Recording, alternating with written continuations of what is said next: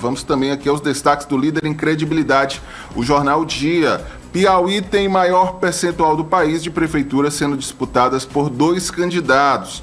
A chamada concorrência direta é uma realidade em mais de 70% dos municípios do estado, segundo o estudo da Confederação Nacional de Municípios. João Magalhães, cenário geralmente nos municípios do interior do Piauí é bem polarizado, né? Ou você é situação ou é oposição. Dificilmente há espaço para uma terceira via.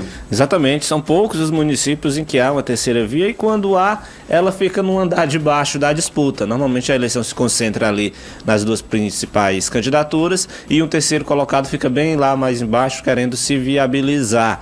É interessante destacar também, Natanael, que neste ano 11 municípios do Piauí têm apenas um candidato a prefeito. É um dado interessante, eu achei o número muito alto. Normalmente a gente vê 3, 4 cidades com um candidato a prefeito.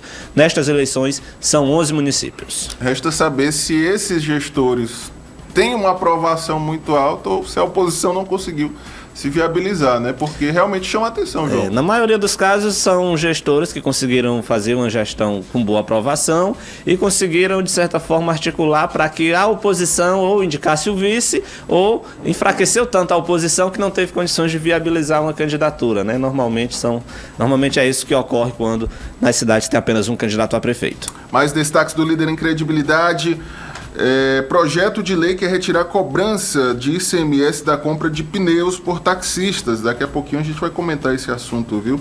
Ainda na política, o governador Rafael Fonteles projeta a vitória da base aliada em 90% das prefeituras. O governador seguindo a tônica aí dos seus aliados, viu, João? Otimista na disputa. 224 prefeituras, né? Se a base do governo conseguir 90%, tem aí pouco mais de 190 cidades, Vitória em mais de 190 municípios. É uma projeção muito perto daquilo que a gente comentou, inclusive no jornal Dia News, Natanael, que a gente tem essa tendência, né? O partido do governo, a base do governo elege uma grande quantidade, uma maioria dos prefeitos municipais, mas é preciso ver também o tamanho dos municípios que serão comandados pela oposição. De repente a oposição elege apenas 10, 15% das prefeituras, mas aqui no Piauí, por exemplo, se ficar com Teresina, Parnaíba, né, Campo Maior, União, cidades importantes, com certeza, com certeza a oposição sai fortalecida do processo. Sai com as cidades que têm o maior número de eleitores. Isso, e são cidades que servem de modelo, né, que têm uma influência muito grande em demais cidades da região. Campo Maior, por exemplo, o território dos Carnaubais tem 16 municípios e Campo Maior é a sede é o polo, né, regional. Então quem governa Campo Maior tem, de certa forma, uma vitrine, impacta em vários municípios da região.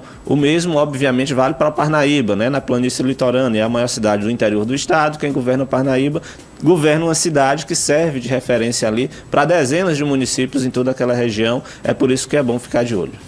E ainda no Jornal Dia desta terça-feira, o Tribunal Regional Eleitoral do Piauí retira 10 cidades da lista para receber tropas federais. Em sessão ordinária por videoconferência, o TRE aprovou por unanimidade a exclusão de 10 cidades da lista de municípios para receber força federal na eleição do dia 6 de outubro. No Piauí, 188 municípios dos 224 pediram o envio de tropas para a segurança do pleito, o que representa 58 zonas eleitorais. Daí, então, João, definido, né? Me permita comentar que essas cidades que foram excluídas da lista, né, de solicitações de forças federais são exatamente as cidades onde só tem um candidato a prefeito.